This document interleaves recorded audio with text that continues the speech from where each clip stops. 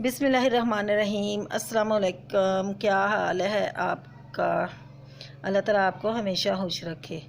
आज मैं आपके लिए लेकर आई हूँ पिज़्ज़े की रेसिपी। बहुत ही आसान है बनाना और ये हमारे किचन की चीज़ों में ही बन जाएगा। ये कोई ज़्यादा हमें बाहर से कोई भी चीज़ लेने की ज़रूरत नहीं पड़ेगी। मुकम्मल घर की चीज़ों में ये पिज़्ज़ा बन के तैयार होगा और बनाना भी बिल्कुल आसान है और इसका टेस्ट भी ऐसा ही होगा, बिल्कुल बाज़ार जैसा और सॉफ्ट और बिल्कुल नरम।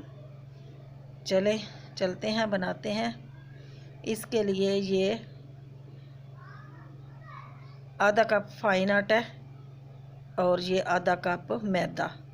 आप पूरा 1 कप मैदा भी ले सकते हैं, बेहतर होगा मैदे से ही आप बना लें।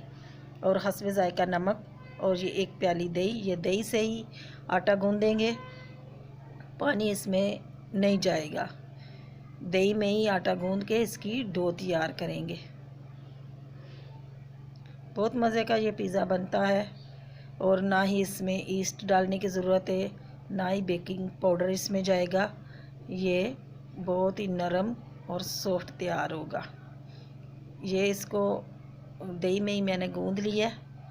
अब इसको हम 10 से 15 मिनट के लिए रख देंगे ताकि ये डो हमारी तैयार हो जाए। ये 10 मिनट के बाद मैंने 10 मिनट इसको रखा हुआ था। अब ये देखें, इस तरीके से इसको थोड़ा दोबारा से गूँध लेते हैं और इसके पेड़े बना लेते हैं। ये एक पिज़्ज़े के लिए काफ़ी है, लेकिन मैं फ्राई पैन पिज़्ज़ा बना रही हूँ, मुझे छोटे पिज़्ज़े चाहिए, तो मैं इसके 2 पिज़्ज़े बना लूँगी। इसका पेड़ा करते हैं और हाथ से इसका थोड़ा रोटी तैयार कर लेंगे हाथ से। ये बहुत सख्त नहीं है, बड़ी प्यारी सी नरम जी डो तैयार हुई है दही से। इस तरीके से अब फ्राई पैन लेंगे और उसी में ही, अगर आपने तवे में बनाना है तो तवे के ऊपर इसको सेट कर लें। अगर आपने फ्राई पैन में बनाना है तो फ्राई पैन में आप सेट कर लें। ना आपको ओवन की ज़रूरत है ना कुछ, बस ये हल्की आंच में ही चूल्हे पे ही बन के तैयार हो जाएगा। इस तरीके से इसको पूरे को सेट कर लें। चम्मच की मदद से आप इसके ऊपर सराख भी कर सकती हैं। ये हल्की आंच में मैंने 5 मिनट के लिए रखा है। ऊपर से इसको थोड़ी देर के लिए ढक दें ताकि ये अंदर से भी थोड़ा सा पक जाए। 2 मिनट के लिए ऊपर से ढका है। ये साइड चेंज करते हैं, एक साइड से तो पक गया, अब दूसरी साइड चेंज कर लेते हैं और इसको नीचे उतार लेंगे। इस तरीके से ये देखिए, एक साइड इसकी पक गई है। अब चम्मच की मदद से इसमें सुराख भी कर लेंगे और दूसरी साइड पकने से पहले इसके ऊपर हम लगा लेंगे, केचप लगा लेंगे। अगर आपके पास पिज़्ज़ा सॉस है तो वो लगा लीजिएगा। ये मिर्ची वाली केचप है, ये लगाएंगे।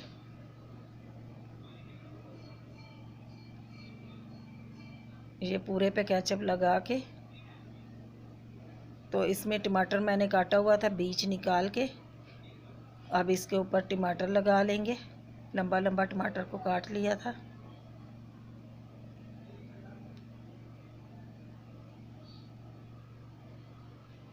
ये एक शिमला मिर्च थी, वो उसको भी मैंने बीज निकाल के काटी हुई है, ये शामिल करेंगे, ऊपर लगा लेंगे इस तरीके से। और ये प्याज के छोटे छोटे मैंने टुकड़े किए थे, ये भी लगा लेंगे। बिल्कुल देखिए ना, घर की चीज़ों में ये पिज़्ज़ा बन के तैयार हो गया। इस तरीके से प्याज इसमें सारा लगा लेंगे। अब इसके ऊपर हमें क्या चाहिए, चीज़ चाहिए।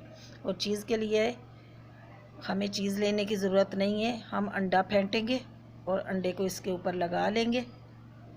और जब पक जाएगा ना, तो आप यकीन ही नहीं करोगे, अंडा लगा हुआ है ना, इसकी अंडे की स्मेल भी नहीं आएगी और बहुत अच्छा सा एक उसका फ्लेवर आएगा। ये देखें, थोड़ा अंडा लगा के 2 मिनट के लिए मैंने ढक के पका लिया था। अब थोड़ा सा अंडा और ऊपर लगाते हैं और 2 मिनट के लिए और पका लेंगे ताकि अंडा हमारा पक जाए। इसको 2-3 मिनट के लिए पका लेते हैं और आंच बिल्कुल हल्की रखिएगा। ये देखें, इसके ऊपर आप ब्रश की मदद से थोड़ा सा तेल या घी लगा लें, थोड़ा सा, ज़्यादा नहीं, ताकि सब्जियों की चमक वगैरह आ जाए। इस तरीके से ये पिज़्ज़ा हमारा बिल्कुल चूल्हा मैंने बंद कर दिया है। अब इसको प्लेट में निकालते हैं। ये देखें माशाल्लाह सुभान अल्लाह, बहुत ही प्यारा और मज़ेदार पिज़्ज़ा तैयार हुआ है। अब मैं काट के भी आपको बताती हूँ। ये बहुत नरम और सॉफ्ट तैयार हुआ है।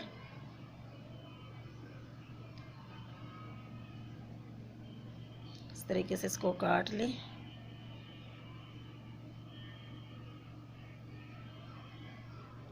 बिल्कुल घर की चीज़ों में ही बना हुआ पिज़्ज़ा, आप यकीन माने टेस्ट बिल्कुल वही वाला आएगा। अल्लाह ताला आपको हमेशा खुश रखे, दुआओं में याद रखना। अल्लाह हाफिज़।